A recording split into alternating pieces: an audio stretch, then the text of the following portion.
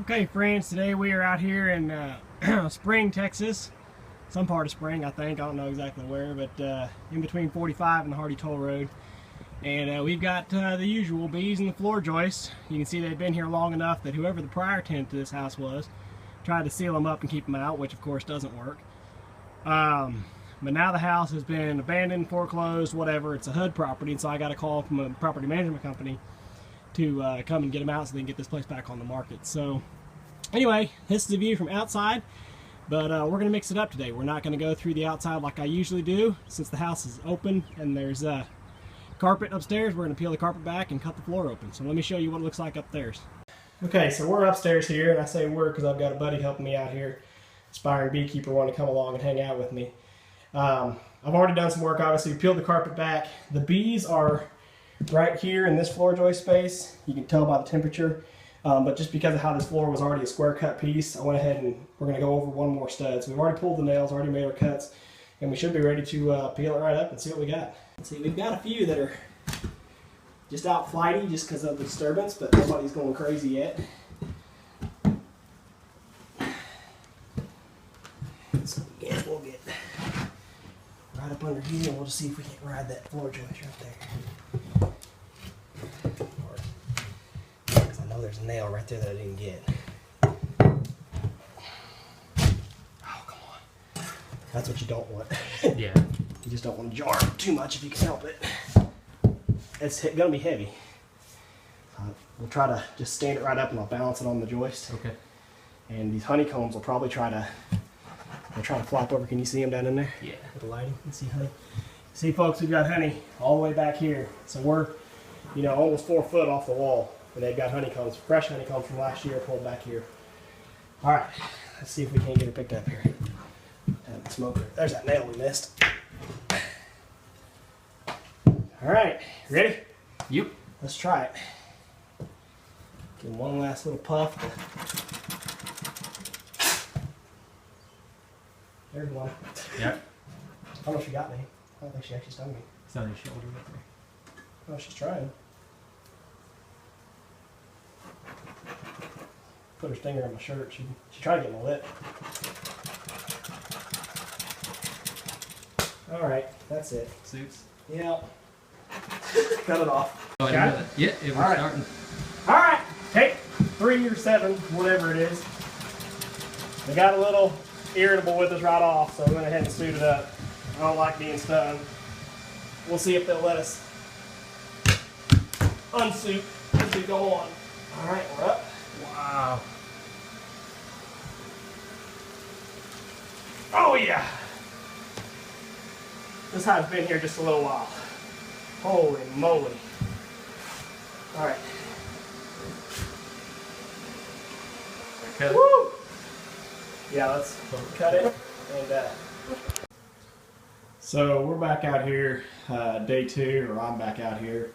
And I apologize I couldn't get you guys a better video, but man, when we picked that board up and saw that big colony, we just dove in and got after it. And even with doing that, working as fast as we could, we still left last night. It was about 9 o'clock, 8:45 when we actually got out of here. The house doesn't have any power, and I forgot my floodlights, so we didn't have any light. We were working from a flashlight and lighting the phone here. But the job went pretty good. It was just a lot of work. Did find the queen, luckily. When we picked up that floor, we stood it up, and then we set it over here against the wall. And everything that you saw in here in the first part of the video was all honey. And then there was brood nest behind it, and then a little bit more honey back in there on the wall, which is, you know, common to have honey on both sides of the brood nest. Still a little bit of scraps of comb down there around the pipes. I just didn't get to it last night. I'll clean it up later. But anyway, so we picked everything up, set it over here to the side, and there was a couple of brood combs that moved, but a lot of them actually broke loose and stayed in the hole. So right away we jumped in, we grabbed those brood combs, cut them out, and moved them over to the side as fast as we could.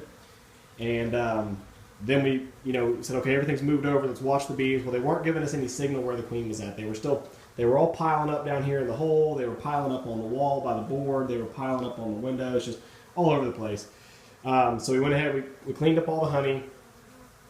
And then I started working on, I got a bee buzz on my face.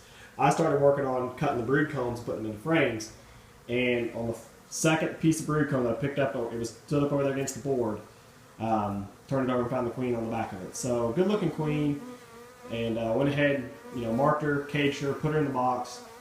And even, I think by the time we got done, the bees weren't all running to the box, but I think it was just because it was already dark in here. They were pretty disoriented, so they were more in a mood to just kind of huddle up and stay put than they were to go and start running to the smell of the queen.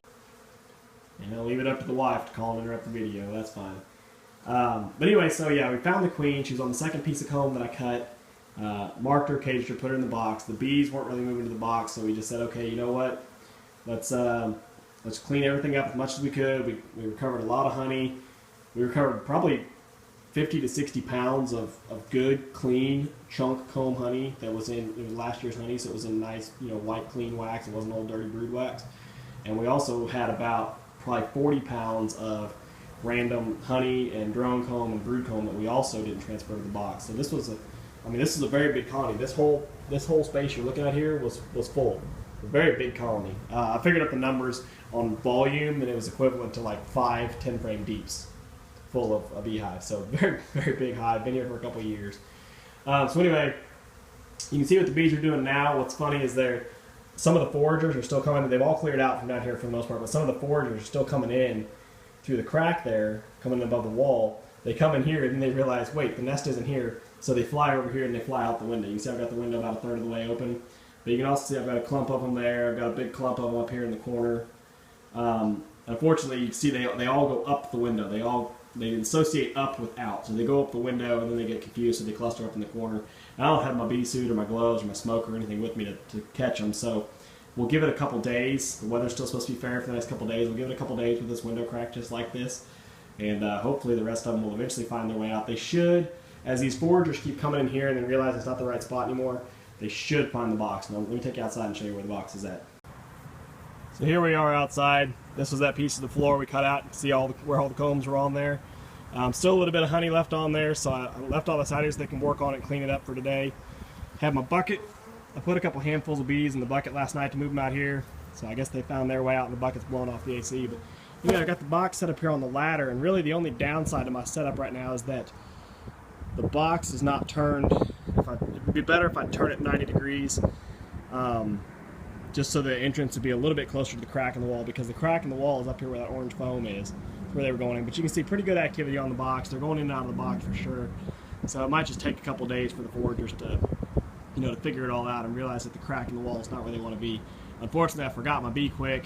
I was going to go in the house and Bee Quick the back side of the crack really well, so when the foragers coming from the outside tried to crawl through the crack, they would smell it, get turned around, and go back out. That would certainly help.